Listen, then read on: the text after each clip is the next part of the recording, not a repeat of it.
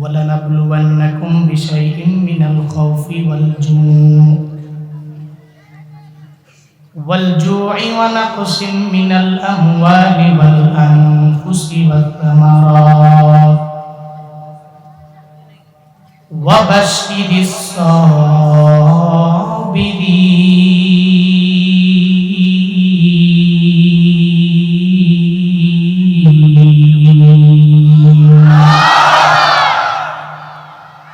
আল্লাহ বলেন, এই মানুষ, আমি আল্লাহ তোমাদের পরীক্ষা করব বিভিন্ন জিনিসের মাধ্যমে। আমি আল্লাহ পরীক্ষা করব রে বান্দা। এক নম্বরে আমি আল্লাহ পরীক্ষা করব ভয়। আল্লাহ পাকের পরে বলেন দুই নম্বরে আলজু, তোমারে আমি মাওলা ক্ষুধা দিয়ে পরীক্ষা করব। তিন নম্বরে ওয়ানাকসিম মিনাল আমওয়াল, মালের কমতি দেওয়ার মাধ্যমে আমি মাওলা তোমারে পরীক্ষা করব। চার নম্বরে আল্লাহ জানায়া দিলেন ওয়াল আনফুস, মাঝে মাঝে আমি আল্লাহ এমন বড় রূপ তোমার ভিতরে দেওয়ার পরে আমি আল্লাহ পরীক্ষা করব। ওয়াস সামারাত, আমি আল্লাহ ফসলাদি কমতি দেওয়ার মাধ্যমে তোমারে পরীক্ষা করব। তবে বান্দারে এই পরীক্ষাগুলো পাওয়ার পরে যদি নিজের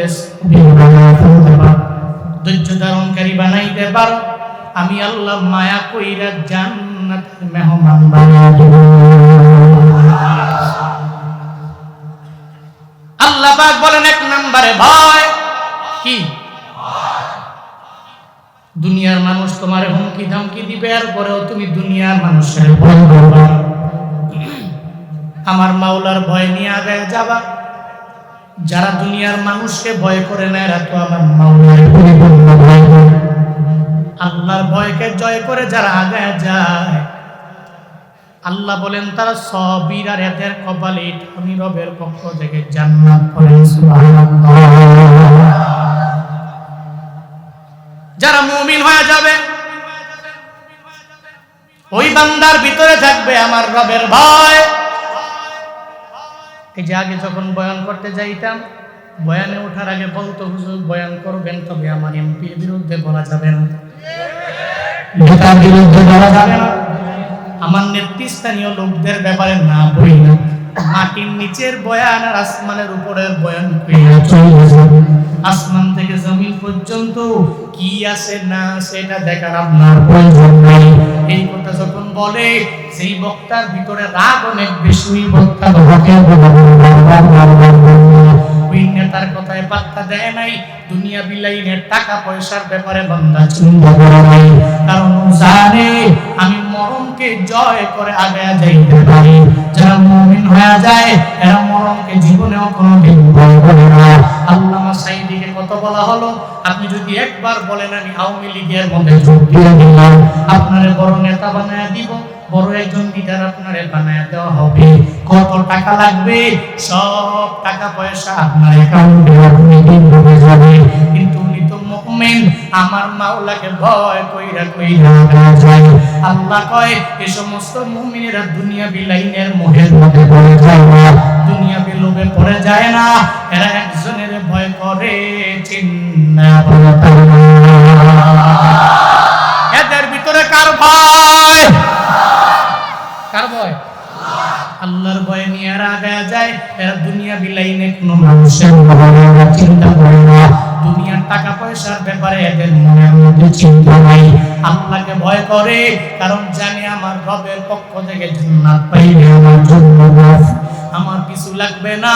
কারণ দুনিয়াতে মরণের পরে কবরে গেলে জান্নাতের বাগান হবে। যেই বান্দা শহীদি মরণ, ওই বান্দার তো আরো আগে চিন্তা নাই।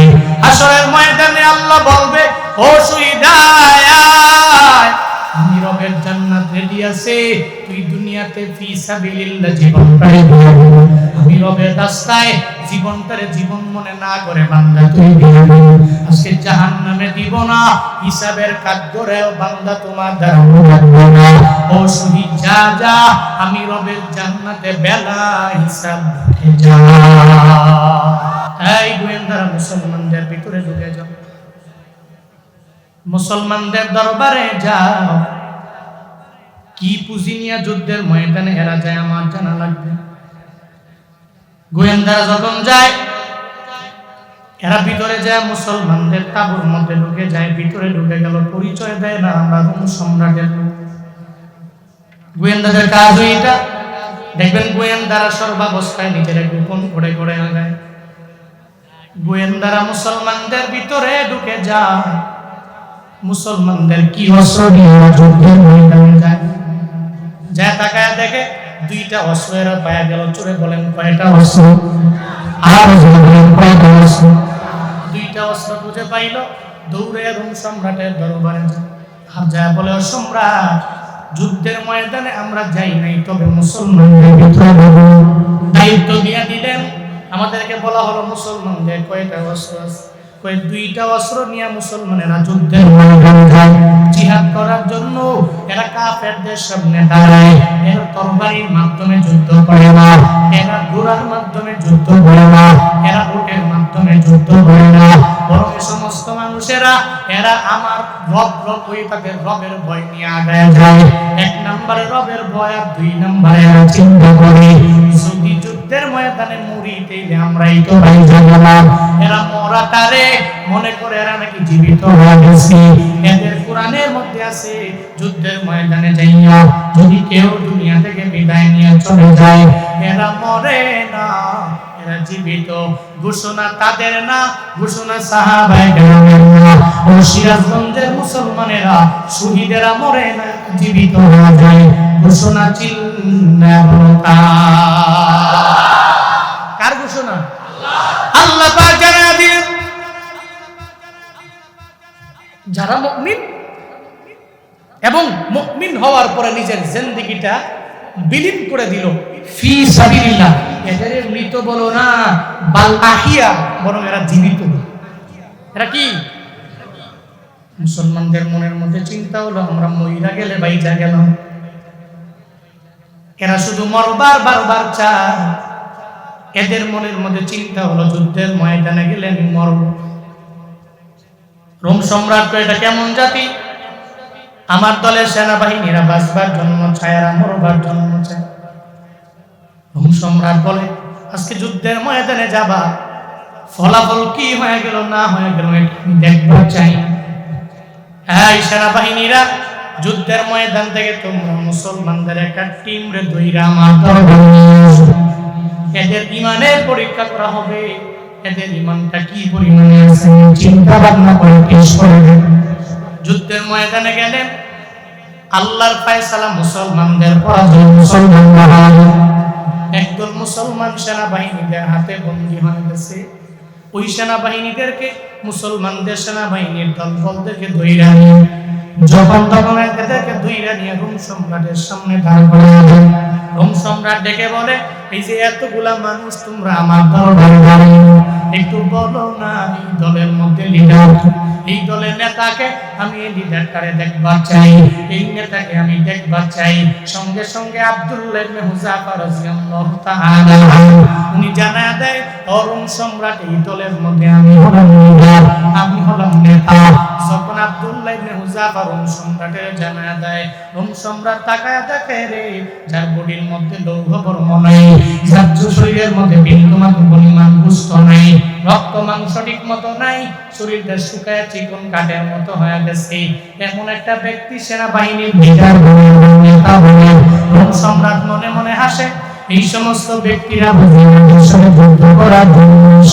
আব্দুল্লাহ ইবনে হুযাফারে দেখার পরে হাসাহাসি করে রোম সম্রাট জানায়া দেয়, এই আব্দুল্লাহ, তুমি কি দলের একজন লিডার নাকি? আমি হলাম এই দলের একজন লিডার, আমি হলাম নেতা। হযরতে ওমরে ফারুক আমারে নির্বাচন করে সঙ্গে সঙ্গে বলে, তোমাকে ছাড় দেওয়া হবে, তোমার 40 জনকে ছেড়ে দেওয়া হবে, তোমার দলের প্রত্যেকটা ব্যক্তিরে ছেড়ে দিয়ে দিব, তোমরা বাড়ির মধ্যে যাইতে পারবা, কোনো অসুবিধা নেই। তবে আব্দুল্লাহ ইবনে হুযাফা, যদি আমার একটা শর্ত তুমি মেনে নিতে পারো, তুমি যদি কালেমা ছেড়ে দিয়ে আমার ধর্মের মধ্যে চলে আসতে পারো, শুধু তাই না, যদি তুমি আমার ধর্মের মধ্যে আসো, তাইলে আমি তোমারে, আমার একটা কন্যা সন্তান আছে, তার সঙ্গে বিবাহ দিয়ে দিব। আর তার সঙ্গে বিবাহ হওয়ার পর রোম সাম্রাজ্যের অর্ধেক সাম্রাজ্যের অধিপতি তোমারে বানিয়ে দেব। আব্দুল্লাহ ইবনে হুযাফাকে যখন রোম সম্রাট এই ব্যাপারে বারবার বলে, আব্দুল্লাহ ইবনে উযাফা জানায়া দেয়, ও রোম সম্রাট, না না, তোমরা আমাদের মুসলমানদের চিনতে পারলে না। আমি তোমার ধর্মে যাব রোম সাম্রাজ্যের মালিক হওয়ার জন্য। শুধু রোম সাম্রাজ্য না, পুরো আসমানটাও যদি আমার হাতে দিয়ে দাও, পুরো জমিনটাও যদি আমার হাতের মধ্যে দিয়ে দাও, পৃথিবীর সমস্ত পাহাড়ের মালিক যদি তুমি আমারে বানিয়ে দাও, পৃথিবীর সব গোল্ডের মালিক যদি তুমি আমারে বানিয়ে দাও, তবুও আমরা ঈমান থেকে লাইনচ্যুত হতে পারি না। সুবহানাল্লাহ। পৃথিবী সব যদি তুমি আমারে দাও, এরপরও ঈমান থেকে লাইনচ্যুত হতে পারি না, লাইনচ্যুত হতে পারি না। কারণ ঈমানের মজা যারা একবার পাইছে, তো ঈমান থেকে বের হয়ে যেতে পারে। দেখেন তো আপনি বাংলাদেশের মধ্যে মুসলমান কয়টায় গিয়া দুর্গা পূজার ভিতরে বলে আমি মুসলমান না, আজকে থেকে আমি হিন্দু হয়ে গেলাম। কয়টা আছে? কিন্তু ওদিনও তো তারেক মনোয়ার সাহেবের হাতে কক্সবাজার চকুরিয়াতে 18 জন একসাথে কালেমা পড়ে মুসলমান হয়েছে। ঠিক কিনা? মুসলমান হয় না, কারণ ইসলামে শান্তি, শান্তি। আব্দুল্লাহ ইবনে উযাফা জানায়া দেয়, যদি তুমি আমারে মেরে ফেলো, আমারে কেটে ফেলো, কোনো অসুবিধা হবে না। এরপরেও কালেমার লাইন থেকে ছাইরা অন্য কোনো লাইনে আমি যেতে পারি। রোম সম্রাট বলে, তুমি বুঝি আমার অফারটা গ্রহণ করলে না? হাই সেনাবাহিনীরা আব্দুল্লাহ ইবনে উযাফা এবং তার দলবল 40 জন এদেরকে সঙ্গে করে লইয়া একটা অন্ধকার গহীন রুমের মধ্যে বানিয়ে দাও, মানে জিন্দাখানার মধ্যে বন্দী করে দাও। এটাই তো দুনিয়ার নেতাদের পাওয়ার। নেতারা তো আর কিচ্ছু করতে পারে না। যখনই স্বার্থের মধ্যে আঘাত লাগে করে জিন্দাখানায় নিয়ে যাও, আর আস্তে আস্তে ধীরে ধীরে ওই জায়গায় যাবজ্জীবন দাও। এরপরে একটা দিন ঘোষণা হয়ে যাবে, তারে ফাঁসির কাছে ঝুলাইয়া দুনিয়া থেকে বিদায় করে দিবা। কিন্তু যারা মাজলুম, এক বাজার নয়, আমরা আল্লাহকে যারা বিশ্বাস স্থাপন করে নেই, এদের চিন্তা নাই। কারণ এরা জানে ফাঁসির মঞ্চে উঠাও আমি বলবো লা ইলাহা ইল্লাল্লাহ, আমার দুনিয়াতে রব ছাড়া আমার সাহায্যকারী কেউ নেই, আমার রব ছাড়া আমার ইলাহ নাই, আমার রব ছাড়া আমার দুনিয়াতে মাবুদ নেই, আমার রব ছাড়া আমার ইবাদত পাওয়ার যোগ্য কেউ নেই। দুনিয়ার কেউ বাঁচাতে পারে না, আমার মাওলাই তো আমারে বাঁচাতে পারে। এই চিন্তা নিয়ে যখন আগায় রে, ওই বান্দার মনে মরণের ভয় থাকে না। কারণ জানে মরতে দেরি, কবর জান্নাতের বাগান বানায় দিবেন কে। আতিনা ফি দারে দুনিয়া না হাসানা ফি দারে উকবা না হাসান ইয়া গিয়াসু মুস্তাগীসি নাহদিনা লদিকার বিল উলুমি ওয়াল হিমা। আর গরিদে নেকো তু তৈয়ার হয়, ঝুন্না মাঙ্গে উস্তু বে জারো হয়।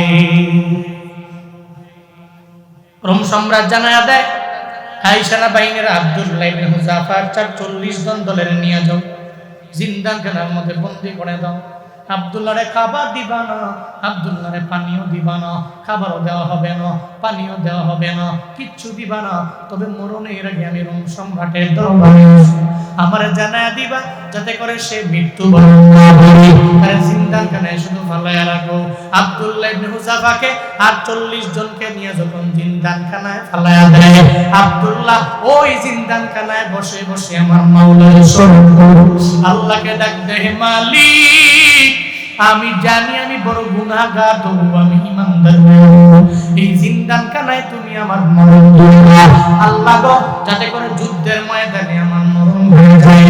কারণ যারা আল্লাহর পথে শহীদ হওয়ার জন্য যাদের তামান্না, এরা জিন্দাখানায় মরার জন্য চায় না। এদের মনের আকুতি হলো যুদ্ধের ময়দানে আমি যাব, এরপরে কাফেরের বিরুদ্ধে তরবারি ধরব, কাফেরকে আমি দুনিয়া থেকে জাহান্নামে পাঠায়া দিয়া 5 জন 6 জন 10 জনকে জাহান্নামে পাঠায়া দিয়া এরপরে শাহাদাতের পেয়ালা আমি পান করে নিব। সুবহানাল্লাহ। আব্দুল্লাহ ইবনে উযাফা জিন্দাখানার মধ্যে বসে বসে চিন্তা ভাবনা করতে, আর চিন্তা করে কেমনে বের হয়ে যুদ্ধের ময়দানে যাওয়া যায়। ও সিরাজগঞ্জের মুসলমান, একটু মনোযোগের কান লাগায় শুনো রে বাবা। মুমিনেরা দুনিয়ার কাউরে ভয় করে না, আমার মাওলারে ভয় করে। মুমিনেরা কাউরে ভয় করে না, আল্লাহ পাক জানায় দেয় দুনিয়াতে তার ভয় আসবে, এরপরেও ভয় আসার পরে আমার মাওলাকে ভয় করে। আব্দুল্লাহ ইবনে হুযাফা 40 জনের জিন্দাখানায় বন্দী রাখা। টানা এক সপ্তাহ যাওয়ার পরে হঠাৎ করে প্রহরী দেখে আব্দুল্লাহ ইবনে হুযাফা পেটের ক্ষুধার যন্ত্রণায় পানিও তো পান করতে পারে না, ওই জায়গার মধ্যে পড়ে গেছে, মনে হয় দুনিয়া থেকে বিদায় নিয়ে চলে যাবে, এমন একটা হালাত যখন হয়ে গেল। এরপরে প্রহরী দৌড়াইয়া রোম সম্রাটের দরবারে যায়। ও রোম সম্রাট, মনে হয় আব্দুল্লাহ দুনিয়া থেকে বিদায় নিয়ে চলে যাবে, আপনি বলছেন মরণের আগে একটু যাওয়ার জন্য, আপনি বলছেন খবরটা দেওয়ার জন্য।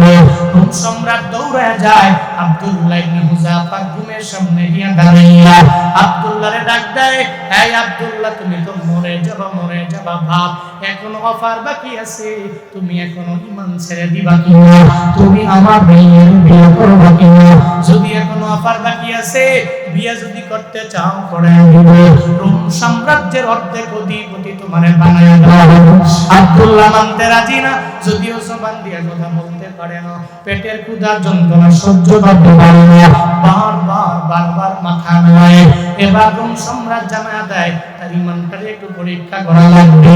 ও সেনাবাহিনীরা, আব্দুল্লাহর জন্য একটা প্লেটের মধ্যে শুকরের গোশত নাও আর একটা গ্লাসের মধ্যে মদের পানি নাও, এগুলা নিয়ে আব্দুল্লাহরে দেয়, দেখো আব্দুল্লাহ খায় কিনা, পান করে কিনা। আব্দুল্লাহর দরবারে নিয়ে যাওয়া হলো, নিয়ে যাওয়ার পরে বলে, ধরো শুকরের গোশত, মদের পানি তুমি পান করে নাও। যখন এই ব্যাপারে যখন তারে বলা হয়, আব্দুল্লাহ জানা দেয়, এই রোম সম্রাটের চেলা পেলারা, এই সেনাবাহিনীরা, আমারে চিনো না, আমরা তো আমার রবের এত পরিমাণে ভয় করি, যদি জীবনও চলে যায় আমরা শুকরের গোশত ভক্ষণ করতে পারি না, কারণ শুকরের গোশত হালাল না হারাম? এই শুনে বলেন, হালাল না হারাম? মদের পানিও হালাল না হারাম? এটা তো মুসলমানের জন্য হারাম, মুসলমান যদি না খায় এরপরেও তো শুকরের গোশতের ধারে কাছেও যাবে না। একটা মুসলমান যদি পানীয় অভাবে মারা যায় এরপরেও তো মদের পানীয় পান করতে পারে। আমরা বন্ধু বান্ধবেরা বিভিন্ন দেশের যে ট্যুর দিই, এই তো প্রোগ্রাম শুরু হওয়ার আগে নেপালে গেলাম রায়হান তাশরিফ অনেকে দেখলো, যারা ফলো করে ওরা জানে। নেপালে যাওয়ার পরে ওই জায়গায় গরু গোশতের ধারে কাছে আমরা পাইনি, গরু গোশত পাওয়া যায় না। মাঝে মাঝে মুসলমানদের দোকান যদি খুঁজে পাই, এরপরও কেমন জানি বারবার সন্দেহ মনে হয়। 3 দিনে ঠিক মতো খাইতে পারলাম না, ঠিক মতো পানি করতে পারলাম না, খালি মনের মধ্যে চিন্তা, হায় রে যদি জীবনে একবার যদি হারাম খাওয়ায়া দেয়। আল্লাহ পাক এই জবানটা কত পরিমাণে পবিত্র রাখছে, এখনো পর্যন্ত কোনো বিড়ি টান দেই নাই জীবনে, সিগারেট টান দেই নাই জীবনে, মদ্যপান করি নাই জীবনে, এখনো পর্যন্ত কোনো মাদক দ্রব্য এই জবান দিয়ে সেবন করলাম না। বন্দারে, আমার মাওলার দরবারে আরো শুকর আদায় করে আল্লাহকে কি দিয়ে ধন্যবাদ জানাবো, আমার ভাষা নাই। আল্লাহ পাক এই বয়সে কতবার যে বাইতুল্লাহর মধ্যে নিয়ে গেল, বাইতুল্লাহর কালো গিলাফের মধ্যে চুমু দিয়া দিলাম, হাজরে আসওয়াদের মধ্যে চুমু দিয়া দিলাম, আল্লাহর কাছে আবদার জানাইলাম, আল্লাহ গো নেপালে আসলাম, তুমি হারাম খাও না, কারণ মুসলমান যারা হয়ে যাবে এরা জীবনেও হারামের ধারে কাছে যেতে পারে না। এদের চিন্তা হলো আমি মারা যাইতে পারি, এরপরেও হারামের ধারে কাছে আমি যাইব না। আব্দুল্লাহ ইবনে হুযাফা জানায়া দেয়, ও রোম সম্রাটের সেনাবাহিনীরা, আমারে যদিও শুকরের গোশত দাও, যদিও পেটের মধ্যে খাবার নেই, এরপরেও শুকরের গোশত আমি খাইতে পারি না, আমি মদের পানীয় পান করতে পারি, যাও এগুলা আমার দরবার থেকে নিয়ে যাও। রোম সম্রাট বয়ারে এদের কি আছে, এদের বুঝি এত পরিমাণে ঈমান চেক করার জন্য আমি নিয়ে আসলাম। এবার রোম সম্রাট যখন আব্দুল্লাহ দরবারে যায় বলে, ও আব্দুল্লাহ এখনো অফার বাকি আছে, এখনো সময় আছে, গ্রহণ করে নাও, আমার দুনিয়া থেকে বিদায় করে দেওয়া হবে। এরপর আব্দুল্লাহ বলে, আমি তোমার অফার মেনে নিতে পারি না। একটা পর্যায়ে বলে তারে একটু ভয় তার অন্তরের মধ্যে ঢুকানো লাগবে, এরপরে দেখি আমার দলের মধ্যে আনা যায় কিনা। এবার রোম সম্রাট বলে, ও সেনাবাহিনীরা যাও, কষ্ট সংগ্রহ করে নাও, এক জায়গার মধ্যে আগুন জ্বালাও, আগুন জ্বালাইয়া ওই জায়গার মধ্যে পাতিল বসাও, ওই পাতিলের মধ্যে গরম পানি বসায় গরম করে দাও, এত পরিমাণে গরম করবা তাতে ফুটন্ত গরম পানি হয়ে যায়। ওই সেনাবাহিনীরা রোম সম্রাটের যেমন কথা তেমন কাজ, যখন কাষ্ঠ সংগ্রহ করলেন, আগুন জ্বালাইলেন, আগুনের মধ্যে পাতিল রাখলেন, ওই পাতিলের মধ্যে গরম পানি ঢাললেন, পানিগুলো উত্তপ্ত হচ্ছে, একটা পর্যায়ে যায় ওই উত্তপ্ত পানির ভিতরে যখন রোম সম্রাট আদেশ দিয়ে দেয় আব্দুল্লাহর সামনে, এদের দলের একজনকে নিয়ে এই পানির মধ্যে ফালায়া দিই, যাতে করে সে দুনিয়া থেকে বিদায় নিয়ে চইলা যায়, যাতে করে সে মরিয়া যায়। এই উত্তপ্ত পানির ভিতরে তার চামড়াগুলো যাতে খসে মধ্যে পড়ে যায়। রোম সম্রাটের সেনাবাহিনীরা একজনকে ধরিয়া আনলো, এই পানির মধ্যে ফালাইতে দেরি, সঙ্গে সঙ্গে ওই সাহাবীটা ভুনা হয়ে গেল, তার চামড়াগুলো কষে কষে পানির মধ্যে বারবার করে দিকে আব্দুল্লাহ চোখের পানি ফালাইয়া রবের দরবারে দয়ার মালিক, তুমি এত পরিমাণে পরীক্ষায় পাল্লা, আল্লাহ গো এই বিপদের মধ্যে পড়িয়াও তাকে ভয় করবো, তোমারই ভয় করি আমার এই ভাইটারে সে দুনিয়া থেকে বিদায় করে দিল। আল্লাহর দরবারে চোখের পানি ফেলায় কান্না করে রোম সম্রাট বুঝতে পারে। রোম সম্রাট বলে, তুমি বুঝি মরণের ভয়ে কান্দো, তোমার বাড়িতে ফেলায় দেওয়া হবে না, তোমার বন্ধুরে ফেলায় দেওয়া হলো, এখনো আবার বাকি আছে, তোমার ইমানটা দেখে তুমি লাঞ্ছিত হয়ে যাও, আমার দলের মধ্যে আসো না।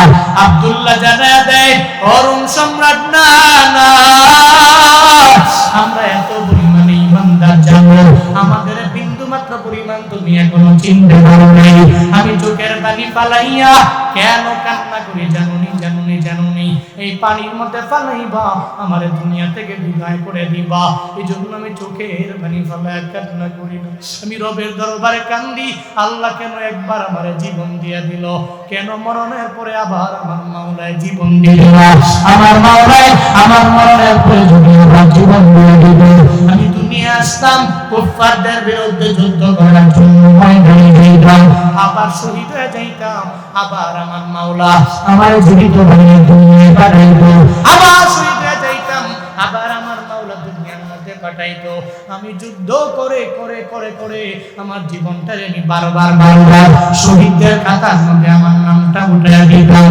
আল্লাহ যেহেতু দিবে না এজন্য আমি চোখের পানি ফালায়া ফালায়া কান্না করি। রোম সম্রাট কয়, তোদের আমার পরিপূর্ণ চিনা হয়ে গেছে, ও আব্দুল্লাহ না না, তোরে মারার জন্য এই জিন্দা কারার মধ্যে বন্দী রাখতে পারি না, তোদের ঈমান বড় মজবুত, যা যা এই জিন্দা কারা থেকে বাকি 39 জন আত্মনারী আমি রোম সম্রাট বিদায় করে দিলাম। মুমিনেরা আল্লাহকে ছাড়া কাউরে ভয় করে? বলেন না বলেন না, আল্লাহরে ছাড়া কাউরে ভয় করে? কারে ভয় করে? আল্লাহ বলে তোর ভয় আসবে, বিপদ আসবে, ভয়ের মাধ্যমে মুসিবত আসবে। এক নম্বরে কি বলেন? এক নম্বরে কি? ভয়। কি দিয়া পরীক্ষা? কি দিয়া? এক নম্বরে ভয়। 2 নম্বরে আল্লাহ পাক বলছেন ওয়াল জু, কি? ক্ষুধা। ক্ষুধা বলতে বুঝেন অভাব, দরিদ্রতা। আছে না এমন গরিব ঠিক মতো খাইতে পারে না, ঠিক মতো চলতে পারে? এই আপনারা উঠতেছেন কেন একজন করে? এ কি? হ্যাঁ, ধৈর্য নাই, ধৈর্য কুলায় না, একটু বসেন। 2 নম্বরে কি দিয়া পরীক্ষা হবে? বলেন না বলেন না, কি দিয়া? আমার সাথে কথা বলতে হবে। জীবনে চলার পথে দেখবেন এগুলো আসবে, অভাব আসবে, দারিদ্রতা আসবে। দেখবেন যে অভাবের কারণে সকালবেলার খাবার জোগাড় করতে পারলেও দুপুরে পাচ্ছেন না, এমন আসে না? গরিব মানুষ, অসহায় মানুষ, গরিবের কোনো চিন্তা ভাবনা নাই। আল্লাহ পাক জানায় দেয়, তোরে ক্ষুধা দিয়া দিয়ে মাওলা পরীক্ষা করবো রে বান্দা, চিন্তা করবি না। এই গরিব চিন্তা না, হাসরের ময়দানে 2টা দল হয়ে যাবে, যেই দলের 2টা দল জান্নাতে যাবে। একটা হলো ধনী আল্লাহওয়ালা আর একটা হলো গরিব আল্লাহ। আল্লাহ হাসরের ময়দানে দুনিয়াতে যে বান্দা গরিব হওয়ার পরে আমলের লাইনে আল্লাহ সেদিন বলবে গরিব হওয়ার পরে তুমি তো আমল করা বাদ দাও, আয় আয় আজকে ধনির 500 বছর আগে জান্নাতে ঢুকে যা। কয়শো বছর আগে? দুনিয়ার না আখিরাতের? বলে না দুনিয়ার না আখিরাতের? যার একদিনের সমান 50,000 বছর। সুবহানাল্লাহ, আরো জোরে পড়বেন না? এরকম 500 বছর আখিরাতের, 500 বছর আগে ধনী আল্লাহওয়ালার আগে গরিব আল্লাহওয়ালা জান্নাতে চলে যাবে। কারণ গরিবের তো টাকা নাই, গরিবের তো বাড়ি নাই, গরিবের তো গাড়ি নাই, গরিবের তো সম্পত্তি নাই, গরিব চিন্তা নেই। চিন্তা কেন? বরং নিজে গরিব হওয়ার পরে অনেকে আছে খালি গরিব হইলে একটু কিছু হইলেই প্লেট নিয়ে ভিক্ষার জন্য দাঁড়ায় যায়। আছে না নাই? কথা বলে না কেন? আছে না নাই? গরিব ভিক্ষা নিয়ে যারা ভিক্ষা যারা করে আর দুই প্লেট নিয়ে যারা দাঁড়ায়, আমার আফসোস লাগে। এমন কিছু ব্যক্তি আছে, সুন্দর পা আছে, হাত আছে, চাইলেই কর্ম করে খাইতে পারে, কিন্তু মনে করে যে ভিক্ষা বৃত্তির ব্যবসাটা মোটামুটি ভালো, ঠিক কিনা? কোনো কিছু লাগে না, খালি এটা নিয়ে দাঁড়ায় গেলে হইল। অথচ একটু চিন্তা করে না, ইসলামের 2টা জিনিস নিকৃষ্ট হারাম। কয়টা জিনিস? সবাই বলেন না কয়টা? 2টা জিনিস নিকৃষ্ট হালাল। হালাল তো এটা কি? নিকৃষ্ট একেবারে। 1 নাম্বার তালাক। কি বলেন না? কি সমাজে তালাক আছে না নাই? আসেনি? মাঝে মাঝে হোয়াটসঅ্যাপ চেক করলে দেখি মাথা গরম করে প্রথমে এত বড় একটা মেসেজ দিস, তো জানে হুজুরের হাতে এই সময় নাই, হে মেসেজ জীবনও দেখবে। আসলেও প্রতিদিন এই ফোনে অহংকার না, আল্লাহ মাফ করুক, অ্যান্ড্রয়েডে প্রতিদিন 200-250-300 ফোন আসে খালি মাহফিলে, তো ধরতে পারে না। অনেকে রাগারাগি করে। নগাঁয় গেছিলাম, নগাঁয় যাওয়ার পরে ড্রাইভারে যা নিয়ে ফোন ধরে, ড্রাইভার কয় আমি তো গাড়ি চালিয়ে আসে ফোন ধরবো কতক্ষণে? পিএসের আপনি ধরেন না কেন?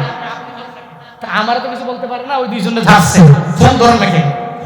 এখন যতই তারা বলে, যেই পরিমাণ ব্যস্ত আমরা থাকি দেখতে পারি না, তো হোয়াটসঅ্যাপে পরে একটা ভয়েস দেয়, হুজুর আমার বউ লোক ঝগড়া হয়েছে, ছুটো কিনিয়া তরকারির ভিতরে লবণ বেশি দিছে কে?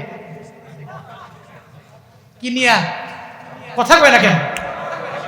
তরকারির ভিতরে এটার জের ধরে 2 জনে একটা পর্যায়ে একজনে ধমক দেয়, আর আরেকজনে ধমক দেয়। স্বামী বিবি দেয়, বিবি স্বামী দেয়। একটা পর্যায়ে হুজুর আমি তো কইয়া লাইছি, তুই তালাক, তোর বাও তালাক, তোর মাও তালাক, তোর 14 গোষ্ঠী তালাক। এখন হুজুর ফতুয়া খুঁজতেছে, টাকা টুকা দিয়া ফতুয়া একটু ঘুরে টুরে দেওয়া যাবে কিনা। আমি কইলাম, বিয়া করলেন আপনার বউরে, তালাক দিলেন তার মারে, আছে না নাই? তালাক বৈধ, তবে নিকৃষ্ট পর্যায়ের বৈধ। নিয়ত করেন স্বামীরা, জীবনের রাগ আসবে, অনেক রাগ, ক্রোধান্বিত হয়ে যাবেন, রাগান্বিত হয়ে যাবেন, কি করবেন? আল্লাহ তো আমাদের মা বোনদের বানাইছে, ঠিক কিনা? ঠিক কিনা? এরা মাঝে মাঝে একটু বলবে, আজকের মা বোনরা খুশি হয়ে যাবে, হুজুর পাইছি, এই হুজুরই তো দরকার, খালি আমরা পক্ষেই দিব। এদেরকে আল্লাহ বানাইছে এমন, এরা বলবেই এমন। এই জন্য রাগান্বিত হওয়া যাবে না, ক্রোধান্বিত হয়ে তালাক নিকৃষ্টতম এই জায়েজ কাজটা করার দরকার। আল্লাহ আমাদের প্রত্যেককে সঠিক বুঝদান করেন, সকলেই বলি আমিন। এরপরে 2 নম্বরে হচ্ছে ভিক্ষাবৃত্তি, জায়েজ তবে নিকৃষ্ট। নিয়ত করেন, আল্লাহর কাছে দোয়া করেন, আল্লাহ জীবনেও কোনোদিন ভাঙ্গা প্লেট নিয়া, বাসন নিয়া মানুষের গায়ে তুমি পাঠাও না, সকলেই বলি আমিন। আরো জোরে পড়েন আমিন। আরে নবী, আল্লাহ পাক নবীর যেই জায়গায় বলছেন, আমি পুরা উহুদের পাহাড়টাকে গোল্ড অফ মাউন্টেন, স্বর্ণের পাহাড় বানায় দিবে। কি বানায় দিবে? পৃথিবীতে সবচেয়ে উঁচু উঁচু বড় 10টি পাহাড় আছে, সবচেয়ে বড় এই 10টি পাহাড়ের ভিতরে একটা পাহাড় উহুদ পাহাড়। সুবহানাল্লাহ পড়বেন না? এর মধ্যে সবচেয়ে বড় হলো নেপালে এভারেস্ট, মাউন্ট এভারেস্ট, হিমালয়। আল্লাহ আমাকে দেখার তৌফিক দিয়েছে। যে বললেন গেছি, দেখলাম, পুরি সুবহানাল্লাহ বিহামদিহি, পৃথিবীর সর্বোচ্চ চূড়া মাউন্ট এভারেস্ট। আল্লাহ পাক নবীকে বললেন, এই পুরো উহুদটাকে আমি গোল্ড দিয়ে ভরপুর করে দিব, যদি আপনি চান আপনারা দিয়ে দিবেন। নবী কয়, আমি এক বেলা খাবার পাবো, আলহামদুলিল্লাহ পড়ে নেব, আর এক বেলা পাবো না, নিজের সব সুবহানাল্লাহ পড়বেন না জোরে? এক বেলা খাবার পাবো আমি, আলহামদুলিল্লাহ পড়বো, আর এক বেলা পাবো না, নিজের সবির বানায়। সিরাজগঞ্জের মুসলমান, এই এনায়েতপুরের মুসলমান রে বাবা, যেই জায়গায় মায়ার নবী আল্লাহ পাক বললেন আপনার উহুদের পাহাড়টারে আমি গোল্ডের পাহাড় বানায় দিব, যদি আপনি অ্যাকসেপ্ট করেন আপনার দিন। ওই জায়গায় নবী বলে লাগবে না। মায়ার নবী একদিন ক্ষুধার যন্ত্রণায় নিজের ধরে রাখতে পারে না। হঠাৎ হাসান হুসাইন আমার মায়ার নবীর দরবারে যায়, যা বলে, না না, আমার পেটের মধ্যে ক্ষুধা লাগছে, খাবার নেই। মায়ে খাবার দেয় না। মায়ার নবী জানায় দেয়, আমার পেটের মধ্যে বড় ক্ষুধা লেগে আছে, তোমাদের পেটের মধ্যে আমি কেমনে খাবার দিয়ে দিই? হাসান হুসাইন কয়, না না গো, আমি জানি তোমার দরবারে আসলে তুমি ফিরে। মায়ার নবী বলে, দাঁড়াও, তোমাদের জন্য আমি খাবারের ব্যবস্থা করবো। রহমাতুল্লিল আলামিন সঙ্গে সঙ্গে রওনা হয়ে যায় ইহুদির বাড়ি। যা বলে, ইহুদি, তোমার বাড়িতে কোনো কাজ আছে আমারে বলো না, যেই কাজ তুমি বলবা ওই কাজ আমি করে দিব, এর বিনিময়ে তুমি আমার উপর হুকুম দিবে। ইহুদি একটা সুন্দর মানুষ, আমার বাড়ির মধ্যে কেন আসবেন আমার বুঝে আসে। কি আপনার নাম, কি আপনার পরিচয়, কোথায় আপনার বাড়ি, কোথায় আপনার? মায়ার নবী জানায় দেয়, ইহুদি, আমার পরিচয় বিন্দু মাত্র পরিমাণ আমি তোমার দিতে রাজি। আমারে জানায় দেও বাড়ির মধ্যে কাজ আছে না নাই, আমারে আগে বলে দাও। ইহুদি বলে, কাজ একটা আছে, যদি আমার খেজুরের গুড়ার মধ্যে পানি দিতে দাও, এক বালতি পানি যদি উঠাইতে পারো তাহলে 3টা খেজুর তোমারে উপহার দেওয়া হোক, 2টা উঠাইতে পারলে 6টা খেজুর তোমারে উপহার দেওয়া হোক। ধারাবাহিকভাবে যত বালতি পানি তুমি ওই খেজুর গাছের গোড়ার মধ্যে থেকে উঠে দিতে পারবা, তোমার খেজুর গুলো দিয়ে দাও। মায়ার নবী বলে, অসুবিধা নাই, আমি তোমার এই কাজটাকে পরিপূর্ণ গ্রহণ করে নিলাম। বালতিটা আমার হাতে দাও, আমি কূপ থেকে পানি উঠে আনব, কূপ থেকে পানি উঠাইয়া তোমার খেজুরের গাছের গোড়ার মধ্যে পানি